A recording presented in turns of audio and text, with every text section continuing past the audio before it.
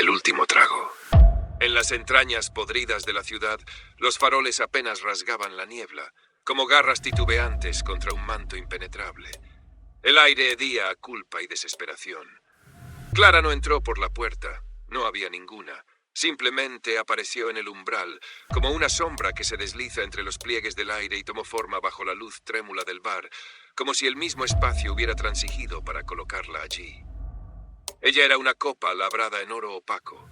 Sus bordes resplandecían con la promesa del éxtasis, pero su fondo oscuro arrastraba a quien la bebiera hacia un precipicio de cenizas. Su oficio, tan antiguo como el susurro de la tentación, había guiado incontables almas al borde del abismo. Pierre Renoir se detuvo frente al espejo del antro, conocido como Trou de l'Enfer. Su reflejo era un espectro cetrino, ojos ahogados en una maraña de ambiciones y remordimientos. El cristal, manchado por huellas grasientas y surcado por grietas mal reparadas, apenas lograba devolverle una imagen coherente. Era el lugar perfecto para un hombre como él, donde la miseria se mezcla con alcohol barato y sombras que susurran pecados que nadie se atreve a confesar en voz alta. El vaso de coñac giraba entre sus dedos, embadurnados con el sudor frío del miedo, como si el licor pudiera destilar respuestas en su torbellino ámbar. ¿Cuánto más puedo eludir mi destino antes de que todos mis errores se me vengan encima?, gruñó, su voz ronca y entrecortada como el chirrido de una puerta oxidada. El silencio lo envolvió, burlón, como si la oscuridad misma se riera de su desesperación. Clara lo observaba, recostada en la barra como un reflejo que el espejo no podía contener, envuelta en una luz tenue que parecía emanar de ella misma y cuyo brillo se filtraba entre los destellos del licor derramado y las lámparas bermejas. El reflejo de Pierre Renoir parecía encogerse bajo su presencia.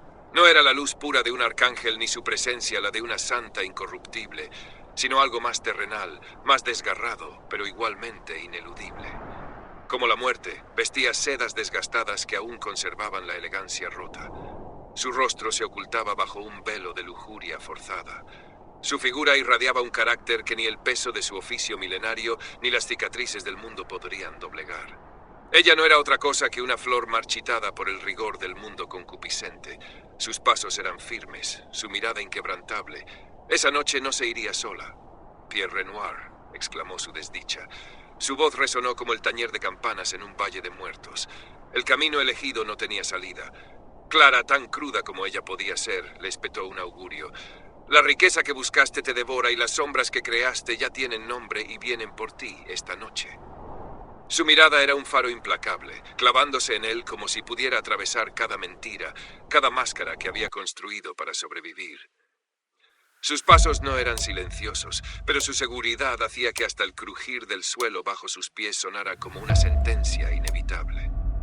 Pierre Renoir no pudo evitar girar hacia ella. Sabía que su presencia solo anunciaba lo que ya no podía evitar. Giró bruscamente, enfrentando aquella pureza que tanto lo irritaba y fascinaba, aunque ahora contrastaba con la crudeza de su oficio. No entiendes, Clara. Este mundo exige sacrificios. Si no avanzo por encima de otros, seré pisoteado. Ella inclinó la cabeza, compasiva pero inflexible. Lo que avanzas hoy retrocederá mañana multiplicado. Tu alma ha sido vendida a mercaderes ciegos, y ni todo el oro del abismo podrá redimirla. Las palabras golpearon como latigazos invisibles, desgarrando las pocas fibras de cordura que aún sostenían a Pierre Renoir. Sintió como el piso bajo sus pies comenzaba a resquebrajarse. Un sima en su propio ser, un abismo que llevaba años cavando con cada crimen, cada traición, cada vida arrebatada, cada pacto sucio. El aire se espesó y en ese instante una figura descomunal emergió de las penumbras, el gran fiscal. Sus cuernos retorcidos perforaban el techo del bar, sus ojos irradiaban galaxias enteras, y su risa resonó como el crujir de cadenas herrumbrosas hechas de dientes.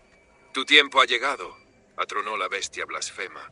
Su voz era una mezcla de truenos y susurros que parecía provenir de todas partes y de ninguna. Pierre Renoir cayó de rodillas.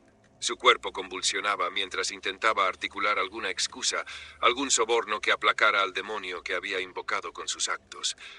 Pero las monedas que atesoró habían perdido su ley, las mismas que lo habían elevado como el capo indiscutido de la ciudad. Se desintegraron en polvo en sus manos temblorosas. Las cenizas fueron arrastradas por el viento hacia la nada. Clara, erguida e inmutable, observaba la escena con una mezcla de lástima y desprecio. No había triunfo en su mirada, solo la certeza de haber cumplido. Se mantuvo inerte observando el horror que ahora consumía a Pierre Renoir. Las máscaras cayeron, las elecciones tejidas y el destino final de Pierre Renoir estaban marcados desde el principio. El gran atractor extendió sus garras, afiladas como un relámpago negro, y arrancó el alma de Pierre Renoir de su cuerpo, dejando tras de sí solo un grito ahogado. «Es el último trago que tomo contigo. Quisiera olvidarlo, pero no lo consigo», dijo Clara, frotándose el pecho con un puñado de cenizas.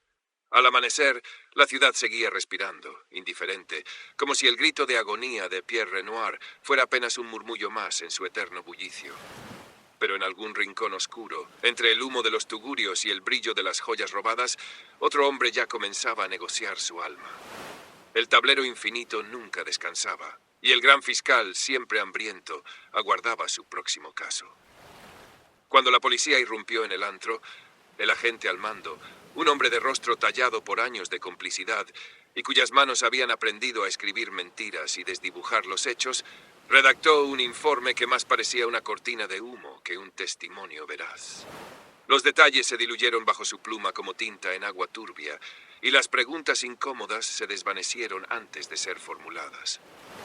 El caso, como tantos otros en esa ciudad podrida hasta los cimientos, fue archivado con la misma rapidez con que las sombras reclamaron el alma de Pierre Renoir. La justicia mortal, comprada y vendida tantas veces, no tenía apetito para enfrentarse a lo que acechaba en las tinieblas. Solo le importaba mantener las apariencias, mientras el verdadero juez cósmico esperaba paciente su próxima cosecha.